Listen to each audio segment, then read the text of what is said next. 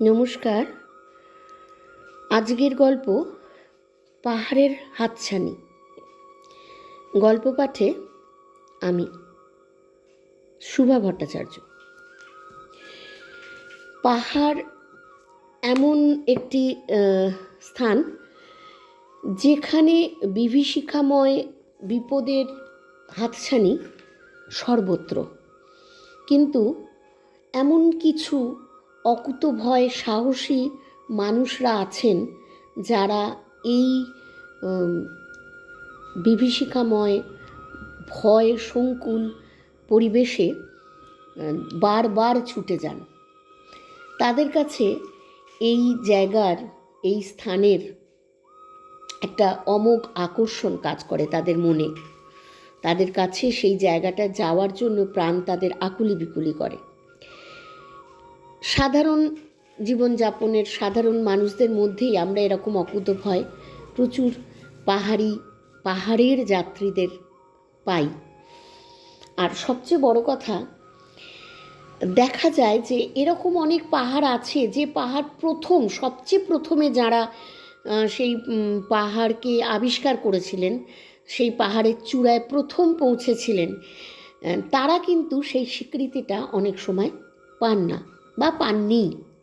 কারণ সেই কালের গহ্বরে হয়তো তারা কোনো না কোনোভাবে হারিয়ে গেছেন, যার জন্যে সেই স্বীকৃতিটা তারা পাননি। তারা প্রমাণ করতে পারেননি যে তারা এক সময় সেখানে পৌঁছেছিলেন। অনেক পরে, অনেক কিছুদিন, অনেক দিন বাদে অন্য মানুষেরা, অপর কোনো মানুষের দল হয়তো খুঁজে পেয়েছে তাদের কিছু সেই চিহ্ন, যে চিহ্নটা তারা রেখে এসছেন। তারা হয়তো নেই, তারা এই কালের সময়ের অকাল গর্ভে তারা হারিয়ে গেছেন, কিন্তু তাদের কিছু চিহ্ন প্রমাণ করে দিয়ে গেছে যে তারা সেখানে পৌঁছেছিলেন। এরকমই একটি গল্প আজকে আমি পড়তে চলেছি। আমরা প্রত্যেকেই জানি যে হিমালয়ের প্রথম, যে এভারেস্টে যে প্রথম উঠেছিলেন তেনজিং নোরগে বা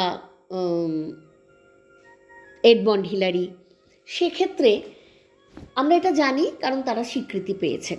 কিন্তু আমরা অনেকেই জানি না এদের আগে, অনেক আগে এখানে আরও দুজন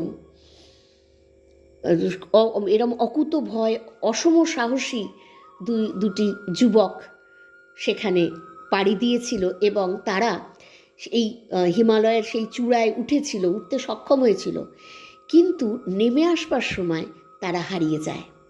তাদের আর কেউ খুঁজে পায় না, যার জন্যে তারা স্বীকৃতি পায়নি। পরবর্তীকালে লোকমুখে, জনশ্রুতিতে তাদের যাওয়ার খবর প্রকাশিত হয় এবং পরবর্তীকালে কোনো একটি পর্বত আরোহণের সময় পর্বতারোহীদের একজন, এই কিছুদিন আগেই, কিছু মাস আগে, তাই যারা উঠেছিলেন তাদের একজনের পা সমেত, পায়ের জুতোটি খুঁজে পেয়েছে। আজকে সেই জুতোর গল্প। তো সুতরাং জুতোর সেই চিহ্নটুকু রেখে গিয়ে তিনি যেন প্রমাণ করে গিয়েছেন যে তিনি সেই হিমালয়ের কোলে প্রথম উঠেছিলেন, সেই চূড়ায় প্রথম উঠেছিলেন, কিন্তু স্বীকৃতি পাননি। কি অদ্ভুত গল্প না? তা আজকে সেই গল্পটি আমি আপনাদের সামনে প্রস্তুত করতে চলেছি। তাহলে বলি, হিমালয়ের কোলে পড়ে আছে একটি পা, জুতো আছে, মোজাও আছে।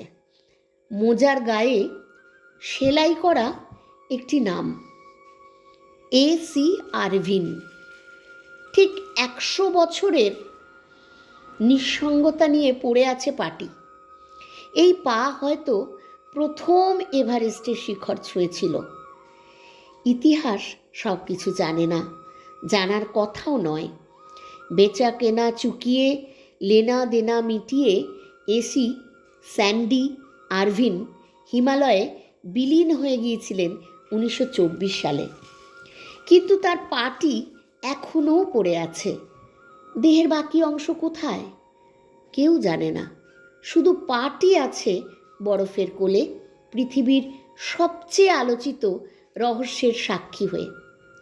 কে এই এসি আরভিন? তিনি একজন ব্রিটিশ পর্বত অভিযাত্রী।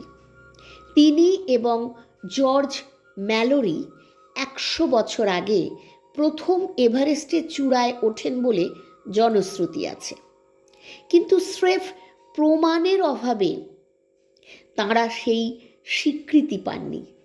দুর্গম হিমালয়ে মিলিয়ে গিয়েছিলেন অকুতোভয় এই দুইটি প্রাণ।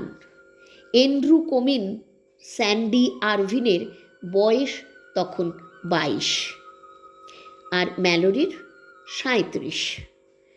কুয়াশায় ঘেরা বরফ আচ্ছাদিত হিমালয়ে কোথায় হারিয়ে গেলেন তাঁরা, যা আজও পৃথিবীর সেরা রহস্য। কেমব্রিজ বিশ্ববিদ্যালয়ের স্নাতক স্কুল শিক্ষক ম্যালোরি প্রথম বিশ্বযুদ্ধের সময় ছিলেন ফ্রান্সে। যুদ্ধের পর দেশে ফেরার পরই পাহাড়ের নেশা চেপে বসে ম্যালোরির। বারবার তিনি ছুটে গিয়েছেন হিমালয়ের কোলে। তাকে প্রশ্ন করা হয়, বারবার হিমালয়ে যান কেন? আর যে উত্তরটি ম্যালোরি দিয়েছিলেন তা আজও সোনার অক্ষরে খোদাই করা আছে। কেন যাই? ম্যালোরির দেহ পাওয়া যায় 1999 সালে। আমেরিকার এক অভিযাত্রী দল তার দেহ খুঁজে পায়। 75 বছর ধরে, হ্যাঁ বন্ধুরা, দীর্ঘ 75 বছর ধরে হিমালয়ে পড়ে আছে একটি দেহ। কোমরে দড়ির দাগ। শুধু কাছে নেই ম্যালোরির স্ত্রীর ছবিটি। প্রিয়তমার এই ছবিটি এভারেস্টের চূড়ায় রেখে আসার কথা ছিল তার। সন্দেহ আরও বাড়ে, তাহলে কি এভারেস্টের চূড়াতেই আছে স্ত্রীর ছবিটি? প্রশ্ন পড়ে। এরপর আমরা পরবর্তী দিনে এগিয়ে যাচ্ছি।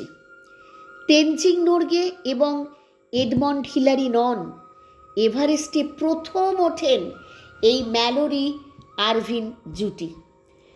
সব রহস্যের কিনারা হয় না, এবং হয় না বলেই পৃথিবী আজ এত সুন্দর।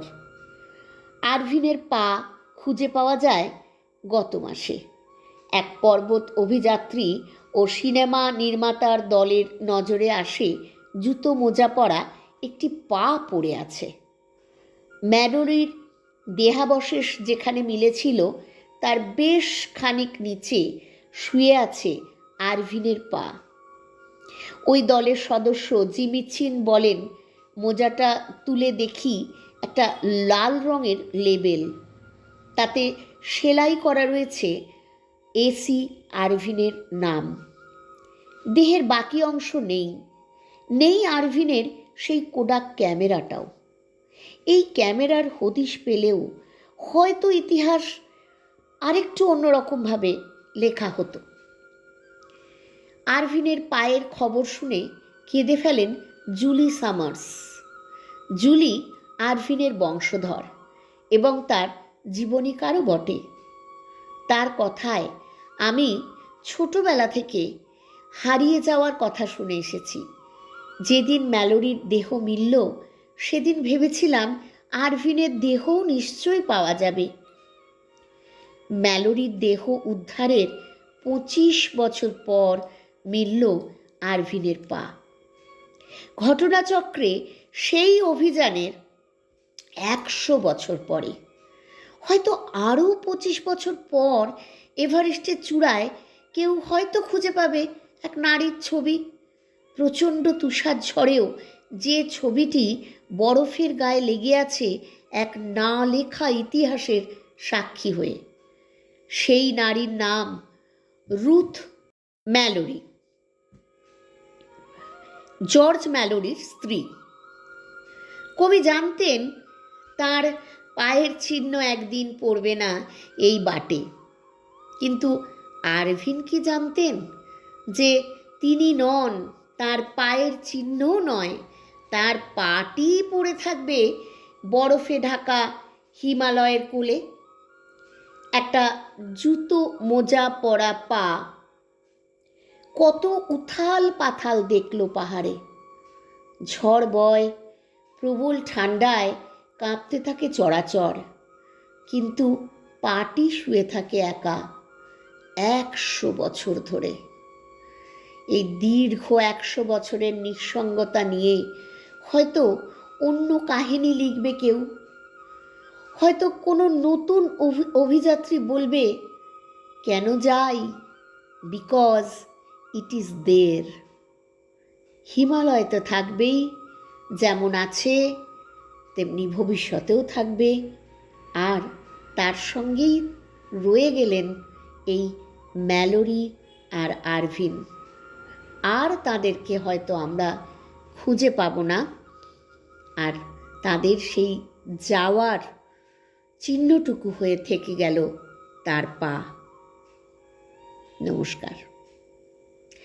আপনারা যদি এরকম গল্প আরও শুনতে চান, তাহলে আমার এই চ্যানেলটিকে সাবস্ক্রাইব করুন, আর লাইক করুন, আর কমেন্টে জানান আর কীরম ধরনের গল্প শুনতে চান। আজকের মতো তাহলে এই পর্যন্ত। টাটা।